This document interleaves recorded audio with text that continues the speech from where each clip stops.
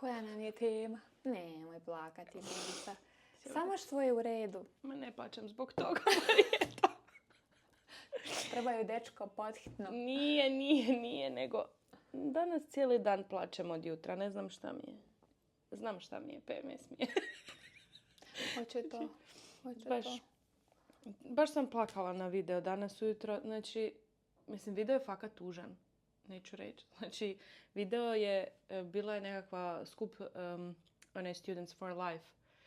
I lik je došao pričat, kao prije nego što postavi pitanje, bih htio zapravo reći da ime njegove kćeri je Klementina i da zapravo njega interesira, znači njegova cura je ipak odlučila u 5. mjesecu pobaciti to dijete. Znači u 5. mjesecu trudnoće.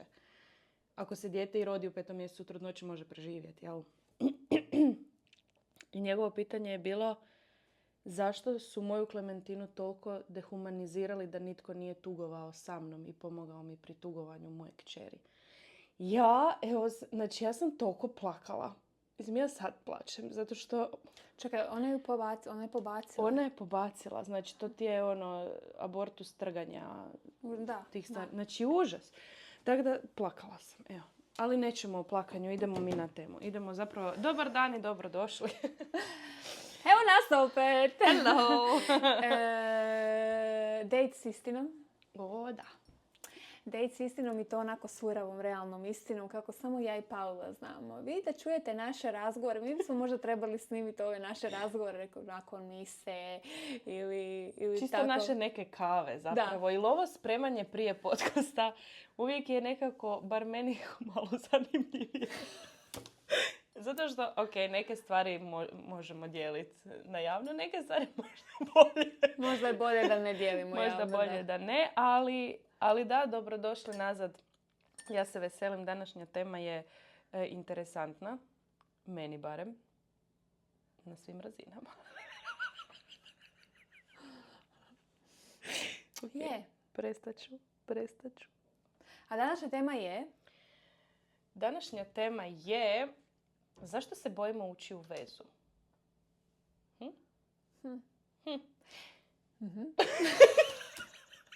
Ja sam neozbiljna. Ja ne znam šta je meni danas. Ne, pogodila te tema i vidim da imaš veliki strah od ulaska u vezu. Zato nisi u vezi, nego si bez veze. Tako je, ja sam bez veze. A ti si s vezom. A ja sam s vezom. Tako je.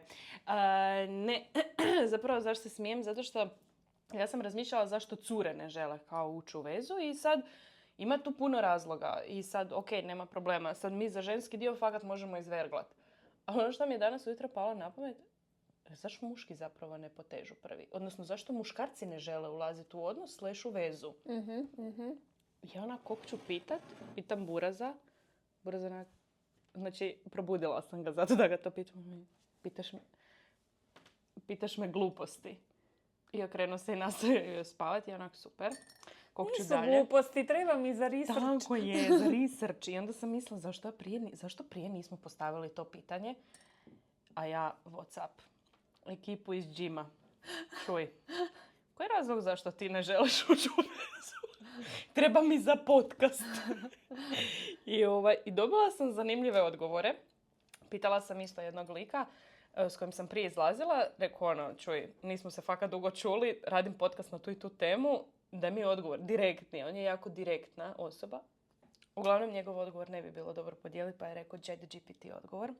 Ja sam rekla dobro. Tako da dobila sam zanimljivih odgovora s muške strane. Iznenadila sam se zapravo koji su to unutarnji procesi zapravo. Mi na van vidimo kao crno-bijelo, ali taj unutarnji proces koji se kod njih događa, nekom se možda događa u 5 sekundi, nekome to traje po par tjedana. Godina. I tako da mislim da će ovo biti zanimljivo. Pa dobro, hajde podijeli onda. Aha, hoćeš sve odmah. Da. Ok, uglavnom, jedan od muških ispitanika je rekao da je to proces koji dijeli u 3 faze. Odnosno u 3 cjeline. Kategorija 1 je zapravo gdje ispituješ što je osoba bila u prošlosti, kakva su bila ponašanja, koje su bile greške, da vidi kakva je zapravo bila, iz kojeg backgrounda dolazi. Onda Druga cjelina je sadašnjost. Tko si ti sada? Što ti sada činiš? Kako to sve sada izgleda? I treća cjelina je kojem ti cilju težiš, zašto živiš i što želiš za 5 godina postići.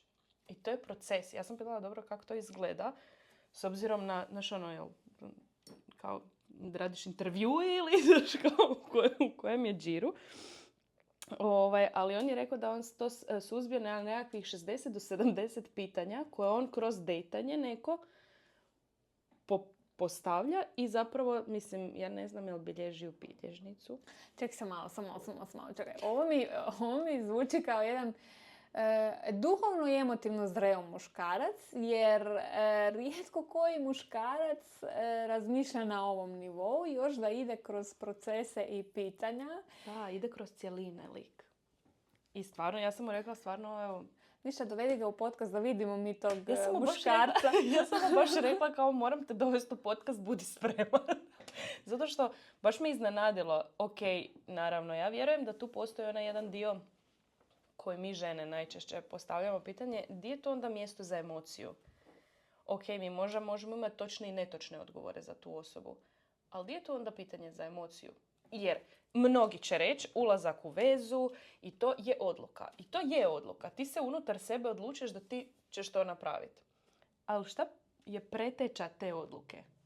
Šta je prije te odluke? Da, ali ja mislim da on kroz znači, dobivanje odgovora donosi odluku upravo na temelju emocija koje su proizlaše slušajući te odgovore cura. Jel? Ne može on ostati ravnodušan na neki odgovor. Znači, ako je neka cura rekla nešto što je imalo u prošlosti, a njemu to smeta, znači moraju uključiti emociju, a onda tek uključuje ovako razum. Ok, unatoč tome što me smeta, želim li dati šansu toj osobi ili se želim voditi time da me to smeta i križam je sa liste. Tako da ima emocija u tom procesu. Mislim da nitko ne može doći sa 10 pitanja na date u svojoj glavi. Presmiješno mi je kao ima bilježnicu. Ne znam je li ima, ali ja sam mišljam da ima. Zamišljam se da dolazim s bilježnicom i kao, reci mi. Ok, da idem na one blind date, slijepe dejtove, spojeve i da uzimam sebi papirić pa si zapisujem. Da. Mislim, to mi je ok, to mi je sasvim ok jer emocije kod nas žena više možda prevladaju nego mislim da muškarci nisu toliko preemotivni kao što mi jesmo i da on možda više razlučuje stvarno onako hladnije, jel? A mi smo to da. Ja bih rekla da je to nekakva slika generalno. Ne vjerujem da sad svaki muškarac ima razrađenih 60-70 pitanja po kojima ide. Kao... Ako ima, nek nam se javi. Ja bi to voljela čuti. Ja isto. Zato sam rekla da ga želim u podcast, zato jer me ful interesira. Ful me interesiraju ta pitanja. Kao, šta se to krije u pozadini. Ali zapravo taj njegov način dijeljenja u te neke cjeline i taj neki njegov proces vjerujem da se dešava kod većine muškaraca. Samo što možda ih ne verbaliziraju i ne proučavaju na taj način otvoreno ko što on možda. Ja vjerujem da se ovo, kao što sam rekla, događa kod emotivno i duhovno razvijenih muškaraca. Ne događa se. Ja bih voljela da se ovo događa kod svakog muškarca, ali nažalost zato si ti sama. Zato što se ne događa kod svakog muškarca. Zato što si imala toliko failova sa njihove strane da su došli muškarci koji su ovo uključivali. Ti ne bi izašla sad sa ovoliko boli, povreda i... Moguće. Da. Jel?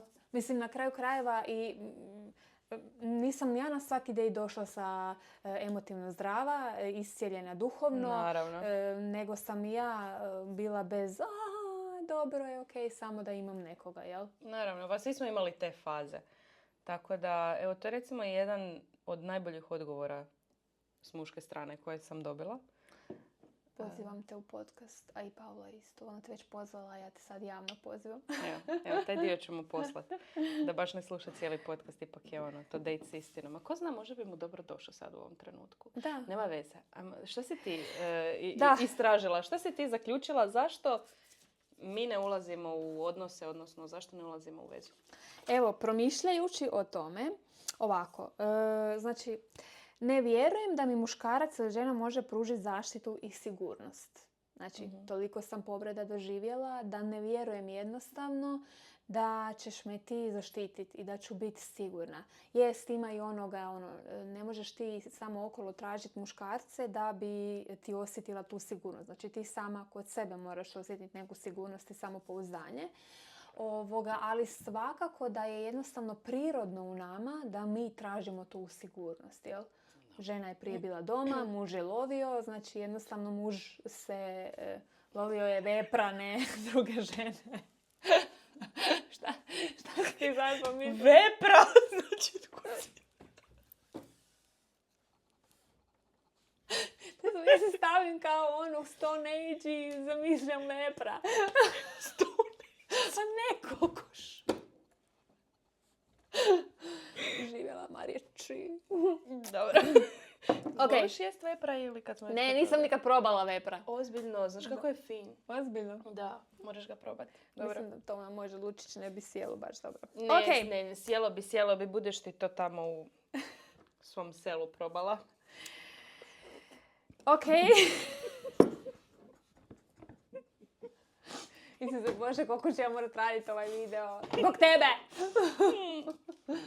Ok, ne vjerujem da se muškarac ili žena želi vezati uz jednu osobu. I zato ne ulazim u vezu. Znači, jednostavno prevarena sam previše puta, ostavljena sam zbog druge osobe, muškarci stalno žene mijenjaju, pa ne vjerujem da bi, taj moj budući mogao biti sam. Da ne vjeruju u monogamiju, nego vjeruju u poligamiju. Sad kad sam se vraćala iz Toronta, iz Denvera, i sad ja sjedim u avionu i ulaziti cura pokraj mene sjeda na sjedalo i uglavnom ima zamotanu glavu, ima maramu, muslimanka je. I sad ja isto i moj jezik. Znači, ova cura, stewardesa nam poslužuje hranu i sad ona uzima meso, jel? I sad ja ti nju kao, excuse me. Tak, Marijeta, nemoj. Do not do it. Da, ali ja sam to ipak napravila kao, vidim da si muslimanka, ali kao jedeš meso, znaš. I ona kaže, ma da, kao ovi striktni muslimani, oni ne jedu svinjetinu i nijedno drugo čak meso, ali ja mogu jest piletinu i sve to, jel? Ja rekao, aha, dobro. I mi ti tako uđemo u priču. Mi smo se toliko lijepo pričale o vjeri. Svaka je poštivala svoju i niti jedna nije tražila nešto krivo u drugoj religiji, jel? I ona je samo meni govorila što Kuran vjeruje, ja sam govorila što Biblija vjeruje, tu smo se dotaknuli poligamije i monogamije. I onda je ona meni lijepo opisala kako u Kuranu u njima stoji da, znači, Bog je rekao, ako možeš uzdržavati ostale žene kao što uzdržavaš prvu, što znači emocionalno, duhovno, financijski, materijalno, onda možeš imati više žena. I kaže da to muškarci jednostavno uzmu samo onaj prvi dio rečenice, znači ako možeš uzdržavati, i on kaže mogu, i onda oni samo redaju žene, tako da imaju, mislim da mogu najviše 4 žene imati istovremeno. Onda sam ja rekla da mi imamo istu stvar u Bibliji, gdje nama zapravo piše ne istu kao poligamiju, nego kako mi shvaćamo Bibliju. Znači, gdje Pavao kaže žene podložite se muškarcu, ali taj muškarac mora, znači, poštivati ženu kao što i voljeti kao što Krist voli crkvu. I onda muškarci uzmu ovaj prvi dio rečenice. Tako da, vezano za tu poligamiju, znači, nažalost, ona je, znači, rastavljena od njega i to mi je bilo baš tužno čuti jer, znači, selili su se u Ameriku i ona je bila tamo sama sa djecom. Znači, ima 4 djece, ima godina kao i ja.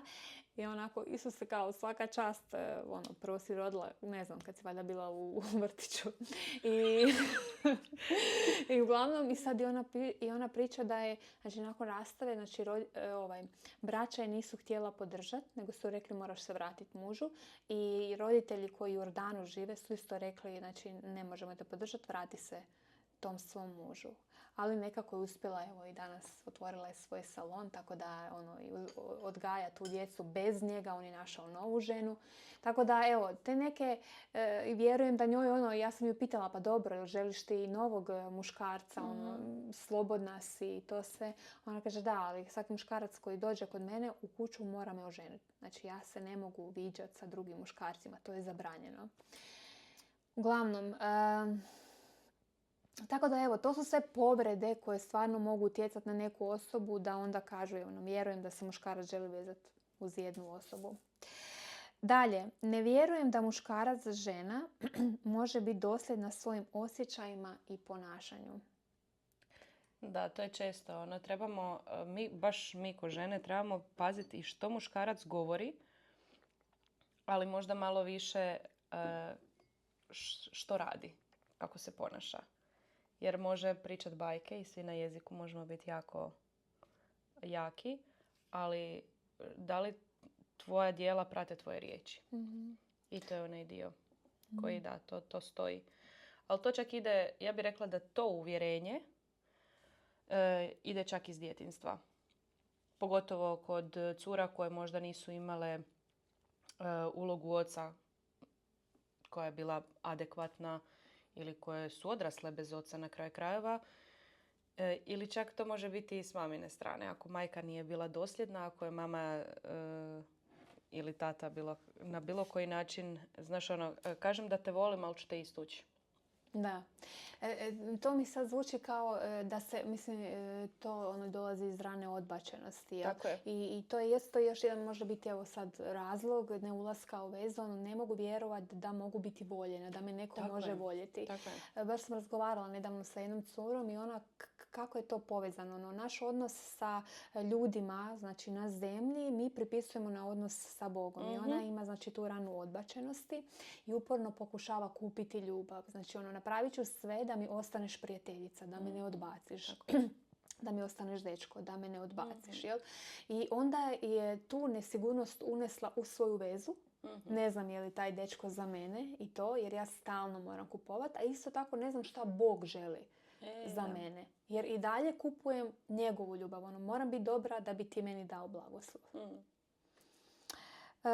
Ok, još jedna. Evo ovo za nas vjernike. To što se proglašava vjernikom ne znači da slijedi Isusa. Da. Nažalost, evo, dosta, ja sam baš isto neki dan rekla, ono, mene je više povrijedilo ljudi vjernika nego ljudi nevjernika.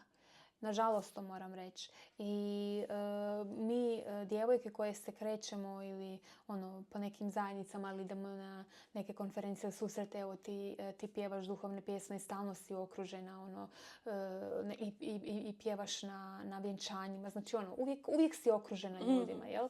I uvijek imaš neki materijal vjernika pored sebe. Ali nažalost to ne mora uvijek znači da on zaista slijedi Isusa.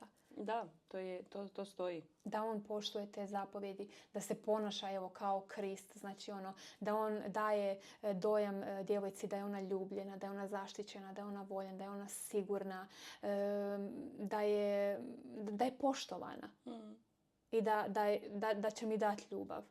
Ali nažalost mislim sad ja govorim o muškarci, ali to i žene mogu raditi.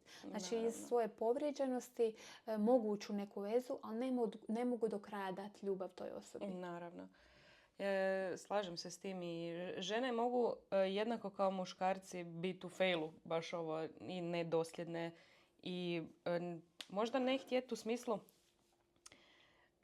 davno prije sam bila u susretu sa jednim curama gdje ono, u razgovoru je bilo kao rečenica, pa nisam sigurna jel bi se baš dala u to jer možda postoji bolje. Mm-hmm.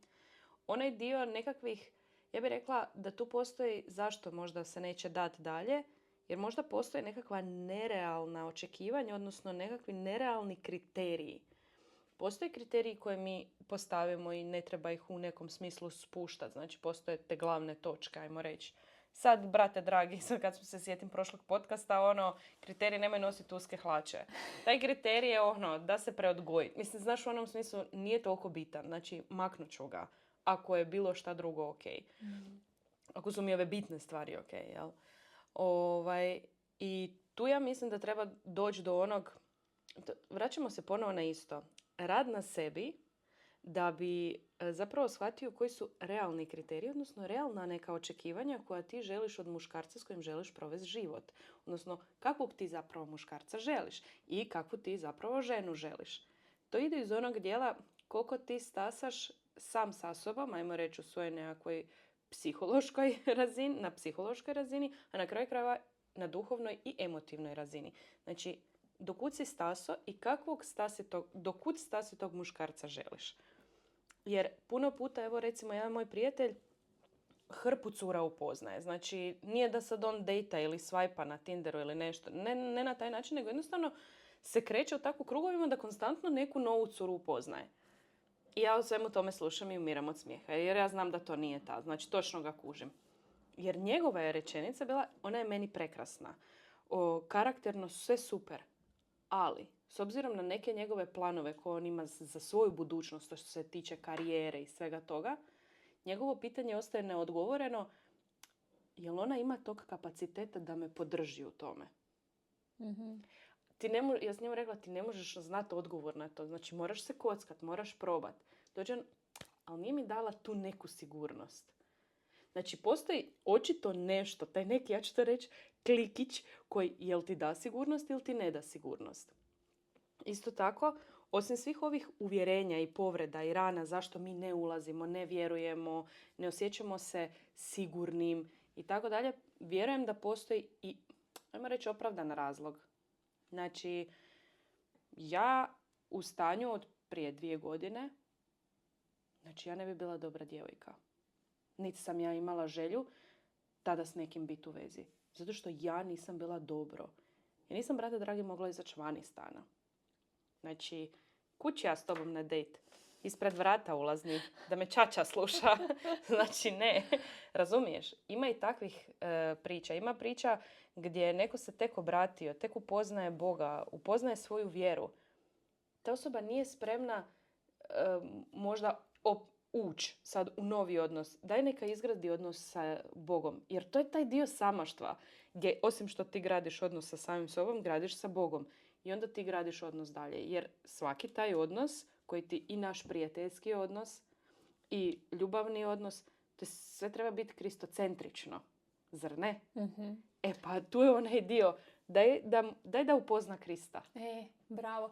Neki dan sam naletila na jedan reels i kaže kao ne trebamo više formirane kršćane. Kao trebamo one koji imaju odnos s Kristom. U smislu kao ne trebamo kršćane koji stalno idu na neke formacije, stalno idu na neke konferencije, stalno idu na neke programe, a i dalje nemaju odnos s Bogom. Ali to je taj dio. Di je Krist u svemu tome? Znači, meni je prekrasno kad ja slušam jednog prijatelja koji fakat živi vjeru. Znači, živi vjeru, on je oličenje tog dijela, stasitog kršćanina koji voli Isusa i živi. Kako on priča o tome, kako Bog mu otvara ova vrata. Znači, kroz sve što radi, njemu je Bog to otvorio. Mm-hmm. Ali ne u onom smislu kao da će Bog. Da, i ništa ne radim po tom pitanju. Nego ali baš sam mu jučer rekao, ja mislim ko da ti je Bog prostro ovako tepih i ti sad samo po njemu trebaš hodat. Znači sad si došao do tog dijela. Da, zato što imati odnos s Kristom znači da sve one alate koje smo mi negdje naučili konačno primjenjujemo. To znači da kada sam sebičan, da priznam da sam sebičan i da poradim na tome. A ne da uzmem krunicu i da molim za neke blagoslove, a vamo sebičnost neću ni dirat. Ne. Znači, uđi u tu prljavštinu svoju. Uđi u taj grijeh i idi radi na njemu. Znači, ako želiš da te nešto Bog očisti od nečega, ja znam kad sam borila se sa ohološću, ja sam cijelo vrijeme molila molim te za poniznost. I onda kako me Bog naučio poniznost? Tako što mi je stavljao u situacije gdje sam ja bila ohola i onda bi vidjela šta sam napravila i onda sam ušla u poniznost, onda sam ušla u kajanje. I onda sam upotrijebila sve one alate da budem bolji čovjek. Da. Ne, to je, mislim, dobro, ja jesam tip od svega pomalo. Kao, u smislu, mene nešto muči, ja nemam mira, ne mogu razlučiti.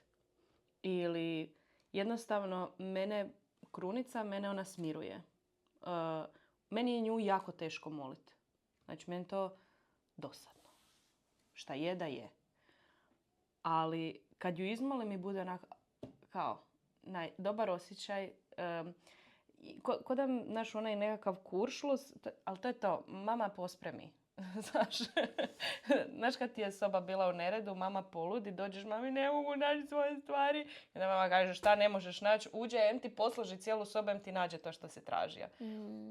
I tako je meni osjećaj kad sam u svom kuršlusu i izmolim krunicu. Dođe mama i pospremi. Znači, ali to mi je onak, ne mogu recimo, nisam tip koji će doma brojati krunicu. Ja volim ili otići u šetnju, pa molim krunicu u šetnji. Ili recimo u zadnje vrijeme, zadnje vrijeme, neko duže vrijeme, volim otići na remete. Znači, pogotovo na večer, kad nema nikog. I operete prskalica. Slučajno, jer čuješ da nešto prska, ali zašto bi se maknuo? Nema veze, vruće je bilo. Znači, na remetama lijepo, u miru, tišini, znači nema prometa, i to je onaj jedan mir. I tu recimo ja, šta me to koči, ne znam, oholost, super, sad sam otkrila, to je oholost, idemo raditi na tome. Ili ne znam, neke druge stvari. To je čisto ono jer, da, to je to.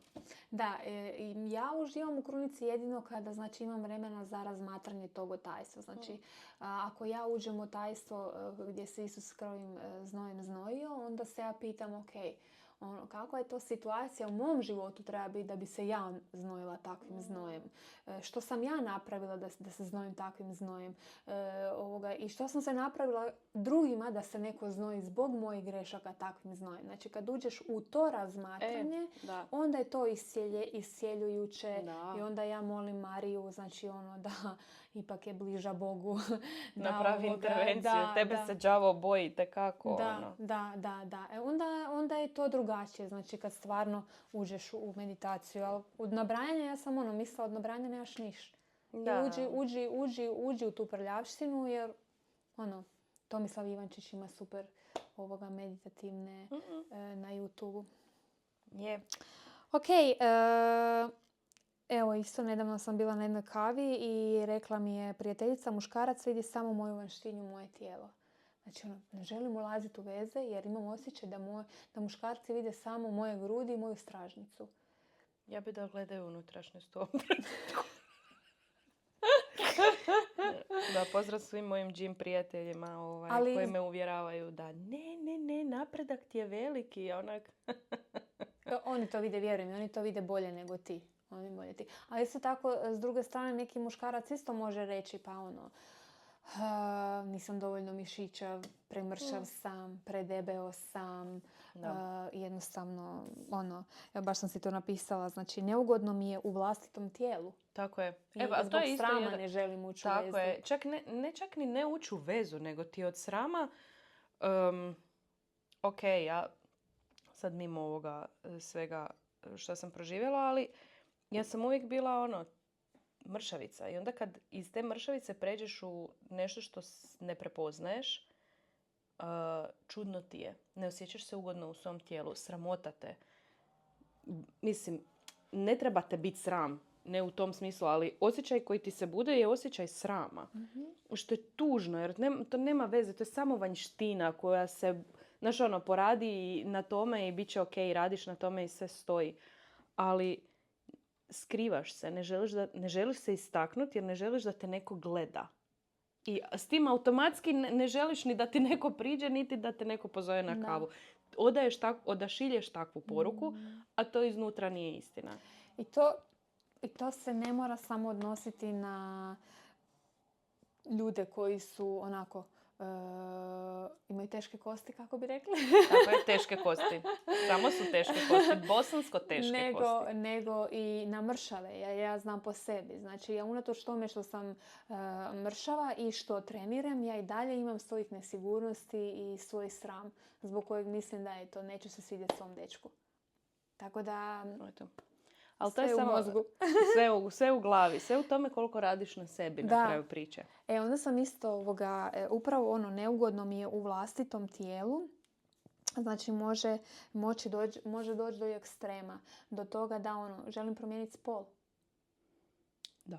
Želim promijeniti spol jer već u srednjoj školi ja počinjem gledati na svoje tijelo. Ma i u osnovnoj školi ja gledam na svoje tijelo kako su curice znaju izazivati drugu curicu, debelast ili premršavast, anoreksičnost ili tako dalje. Tako da možemo ući u te ekstreme. Ok, nisam dovoljno obrazovan, nisam dovoljno uspješan, mršav, mlad, bogat. To isto mogu biti razlozi zašto ne želim ući u vezu. Ima puno muškaraca koji nisu možda ostvarili neku financijsku dobit kako su oni htjeli i ne žele zbog toga ući u vezu. S druge strane, to i žene isto znaju osjećati.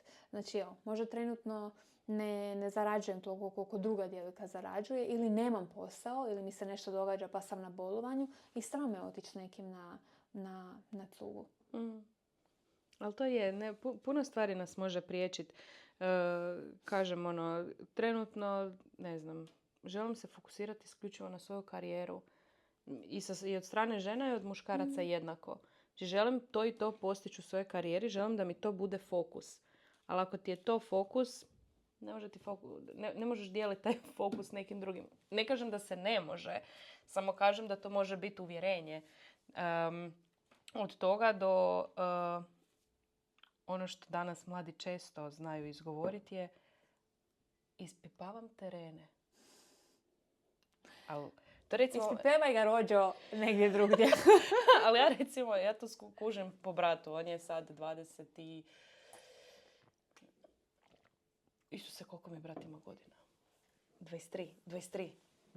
Nekad sam imala 23 godine. Da. Znači, brat mi ima 23 godine. Prekrasan je mali. Je. Prekrasan je, jel da? Je. Baš je lijep je dečko. Nešto je moj brat, ali stvarno je lijep. Ali ja kužim po njemu, u svojoj glavi, kakva veza? Nije njemu sad u glavi veza. Njemu je u glavi, idem izaći s friendovima, idemo, kao lagano život, moving, mali bojem, znaš, u duši. Ima i tih dijelova gdje i žene isto imaju fazu gdje ne da mi se sad, meni je super, imam frendicu koja njoj se ne da ulaziti u vezu. Ona je sama, baš smo pričali na jednom rođendanu, išla smo skupa u srednju. I ona je rekla, ne da se meni. Znači, ja sam sebi organizirala, ja sebi natučem te noćne, nakon toga ja putujem. Ona je, znači, proputovala je, ja ne znam di sve nije bila. Valjda nije još bila u Australiji i Južnoj Americi. Evo to mislim da nije prošla. Ona hoće putovati, to je trenutno njeno izbor i to je ona, znači, nema mi se sad kao petljat. Njoj ne treba sad dečko. I to je isto razlog zašto ljudi ne ulaze. Jer su u drugoj životnoj fazi u glavi. Mm-hmm. I to je opet ok, nemoj, bolje nego da uđeš pa nekom trošiš vrijeme. Bez veze. Da, slažem se. Krediti. Imam kredit, u dugovima sam i ne ulazim zbog toga u vezu. Jer jednostavno... Vidiš, to još nisam čula. To nisam čula kao neki dio da ne ulazi zbog toga. Mm-hmm. Je, i ja sam napravila research. Financijska neovisnost. To je to. Ja, to smo rekli. Karijeru, to si ti navela. Stanovi i kuće su sve skuplji, a ja kredit ne mogu dići. Vidiš, to je kada želiš ići na next level, da. To je. Ali isto, baš sam bila s frendicama jučer, prekjučer. Sad sam na godišnjem, pa svakdje ide. I bilo kak ne, znaš di naći nekoga, jer kao nije da one ne žele, nego ne mogu naći nekoga. I to je recimo, ja mislim, u ovoj našoj, ja ću reći našoj dobi, u tom nekom našem rasponu, mislim da smo karijerno nekako utabale put kao relativno tu, financijski relativno stabilne, kao radiš na sebi, ideš na psihoterapiju, posložio si nekakvo emocionalno, duhovno stanje i sve to stoji. Znači, tu si dosegao nekakvu razinu zrelosti koja ti je sasvim ok da uđeš u vezu, jel? Ali tu se bazen muškaraca, mislim, smanjuje. Taj dio, zašto cure, znači, one su sve tri su prekrasne cure. Znači, preljepe, izvana i iznutra. Znači, ja ne mogu reći, i zanimljive su i nasmiješ se s njima i sve. Jednostavno ne upoznaju muškarce. Ko da im, znači, one su same, ok, ja sam rekla, pa priđi ti. Ne. To je onaj dio gdje, ok, poštujem, nećeš prići, ne moraš prići. Ali ne znam. I onda kad čujem, recimo moja mama kaže, vi uopće niste otvorene prema tome, di vi uopće izlazite da se idete upoznati. Jednak, mama, nisu to plesnjaci ko prije. Znaš, izađeš na plesnjak pa te neko pogleda i kao, to će mi biti muž. Ne ide to tak. Ti i da izađeš negdje, možeš se s nekim kao škicnut, ali ti neće prići. I ja tu taj dio pokušavam razumjet, odnosno iščačkat čačku u svojoj glavi. Znači, one su sve prekrasne. I, ne znam, ova je jedna večer otvorila Tinder. Bilo je, znači, predobra stvar. Mislim, bilo je fora jer smo sve četiri skupa gledali kao ovaj ne, ovaj da i tak. Ova je pak izašla na jedan date pa je bilo ne. Znači, kao, ko te pozove, znači, ko onaj date kad je bila ova moja frendica, to sam ti pričala, gdje frajer šutio na dejtu. Da. Znači, imao je hrabrosti, ja sam rekla, ajde svaka čast, imao je hrabrosti kao pozvati te na tu kavu. I ti si imala hrabrosti otići na tu kavu. Ali ti dođeš na tu kavu i ti šutiš. Pa dijete je drago, sine dragi. Pa šta se desi? Da, ne znam. Šta se desi? Znaš, i onda onak gledam gdje u tom bazenčiću ima li koji? Ima. Vidiš da ima muškaraca koji razmišljaju. Ima muškaraca koji žele pričati. Ali jednostavno, ja zaista vjerujem da nije još vrijeme. Zaista vjerujem da se neke stvari mogu posložiti. Zato sam rekla u prošlom podcastu, ja molim kada se moliš za budućeg supruga, onda se moli za to da Bog, znači, iscijeljuje njegovo srce i da ga Bog poslaguje da dođe tebi. Znači, Ma jasno, ja gledam znači, ok, taj dio, ali gledam za njih, znači, ok, ja nisam možda ni toliko aktivna u tom nekom džiru, ali gledam za njih koje jesu. Koje su full otvorene, idu na susrete, idu izađu van, odu na koncert, znači koje su fakt aktivne su cure. Nisu trutovi koji ja da ću otići u teretanu i ići doma. Ali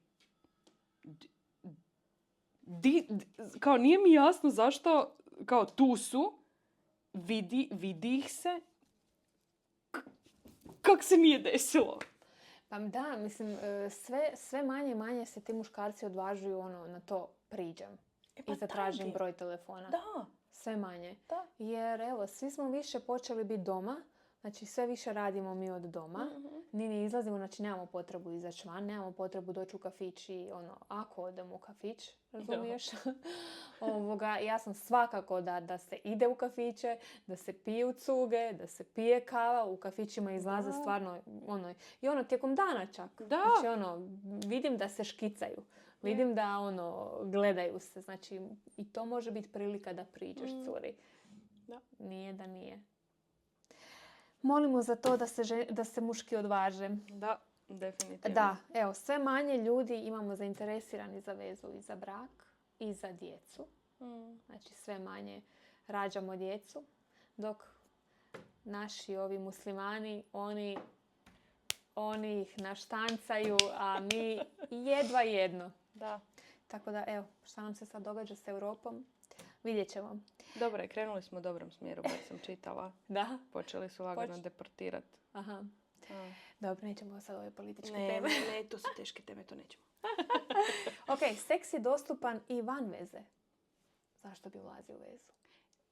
To je često, da. To je recimo jako direktan odgovor je dao. Ali dobro, opet, to je emocionalno nezreo muškarac. Znači, njemu je, mislim, ne kažem da je ovaj emocionalno nezreo, ali mislim da su to emocionalno nezreli muškarci koji zapravo seks mogu dobiti bilo gdje. Ne moramo ulaziti i graditi odnos s nekim. Ovo se odnosi na žene. A na žene? I na žene, kažem. Ne Aha. samo ne želim sad da ja sam napisala ovo pa da sad pljucam po muškarcima. Aha, Ovo se okay. odnosi i na žene. Pornografija. To može biti. Znači, pornografija mi je dostupna na svakom koraku. Jednostavno zadubim se u pornografiju i onda me to zadovolji. I jednostavno sam se unijela i uniju u taj svoj svijet. I onda kada upoznam neku djevojku koja ne radi to što sam ja vidio ili vidjela na tom filmu, videu, meni to je dosadno. Da. Zapravo i sama ta pornografija je zapravo znak koliko ti fali duboke povezanosti s nekim. Zapravo ti fali odnos sa osobom, intimni razgovori. U onom smislu da se osjećaš deeply connected s nekim. Mm-hmm. Taj dio. Da si osjećaš duboko povezan s nekim. Hvala ti. Ali da ne spominjem i onaj dio gdje znači neprijatelj, đavao ulazi preko pornografije u naš duh. To je jednostavno dozvoliš mu, daš mu jedan otvor gdje on ulazi. S druge strane, znači zatupljuju emocije, zatupljuju ti odnosi i čak može ići do tog ekstrema da dosta muškaraca znači pređe na homoseksualnost zbog gledanja pornografije. Da, vidiš ti to. Ali to sve potiče zapravo te nekakve anksiozna stanja, depresivna stanja, jer ti nemaš odnos s ljudima, imaš odnos sa samim sobom, odnosno imaš odnos s oproštenjem, s đavlom. Mm-hmm. Jel? Znači, ti se ne povezuješ s ljudima i naravno da tu postaješ i povučeniji, depresivniji, anksiozniji. I to isto može dovesti do neželje vezati se s drugom osobom. Mm-hmm. Kako anksioznost utječe na to da ne ulaziš u vezu s nekim? Jako. Mm-hmm. Zato što, evo recimo iz mog iskustva, prvo nemaš povjerenja u nikoga. Mislim, anksioznost je taj dio gdje ti nemaš povjerenja u nikoga, čak ni u sebe, znači totalno si nesiguran, pa automatski nemaš povjerenja ni u tu osobu, koju možda i želiš, ali jednostavno... Onda samim tim što anksioznost te tjera da se uglavnom zatvaraš doma, znači ne da ideš van i znači van ti je opasnost. I to je sad ide onaj pozadina, odnosno ono što je od ispod, a to je neko te može odbaciti zbog toga. Jer, ok, meni je super s tobom, ja znam da ću ja s tobom sjesti negdje na kavu i ja tebi dovoljno vjerujem, ti si moja prijateljica, da ako ja tebi kažem ja ne mogu više sjediti ovdje unutra, previše mi je podražaja, postajem anksiozna, da ti ćeš reći ok, idemo se prošetati. Neko na prvu, drugu će reći ok, ali na petu, ako mu ne znam, nakon 5. puta opet kažeš isto, odbacit će te. Znači, to je opet s jedne strane, ja kažem, neko za to ima kapaciteta, neko nema.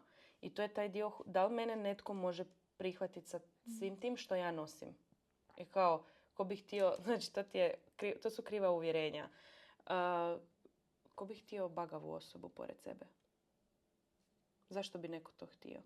Pa ja ne zaslužujem da mene neko hoće, dok ja ne budem full fine, zato što ko bi htio takvu bagavu osobu. Znaš, kriva su to uvjerenja. Da, to sam ja isto mislila kad sam imala one jake migrene. Znači, ko bi htio osobu koja će 7 dana mjesečno ležati u krevetu. To ti je to. Mislim, ne samo muškarac koji poslodavac bi htio takvu osobu.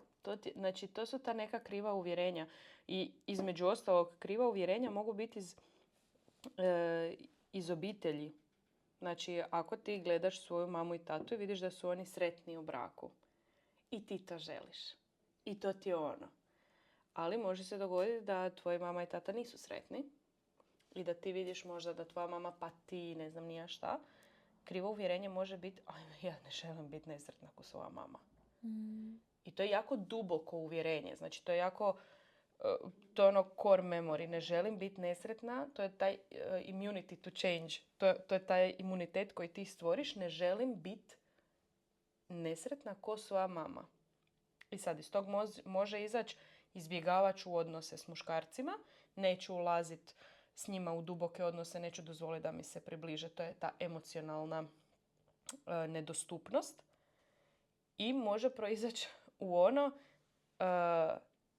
uopće ne želim biti blizu, bit ću sama.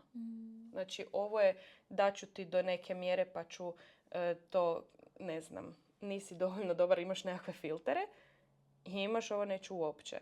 Ovi filteri nisu ni loši. To nije nužno. Znači, ti si emocionalno nedostupan za hrpu ljudi. Znači, to je dvosjekli mač. To je, ja mislim da je to s jedne strane ok, jer izfiltriraš. Mislim, ja sam isfiltrirala. Znači imaš checkpointove koje moraš proći. I to su 3 checkpointa. Prođeš, ne prođeš. Doviđenja. I to su te stvari. Tako da ima i toga. To su kriva isto uvjerenja. Da. Super si to rekla. Hvala. Da. Evo, ja sam isto ovdje napisao kao neprijatelj nam šapće bolje je biti sam. Da. Bolje biti sam nego da živje sve te stvari. Sloboda. Draža mi je sloboda nego da ulazim, da se vežem. Tako je. I tu je sad opasnost od cura i muškaraca na kraju krajeva koji su dugo sami. Tebi se sviđa. Jer ti kombiniraš sebi život kako ti god hoćeš. Hoćeš tad otići negdje ili ćeš kasnije, ulažeš u neke svoje stvari. Znači, imaš svoj ritam. Sad bi ja nekom trebala dati da neko taj uđe unutra i moram promijeniti neki ritam.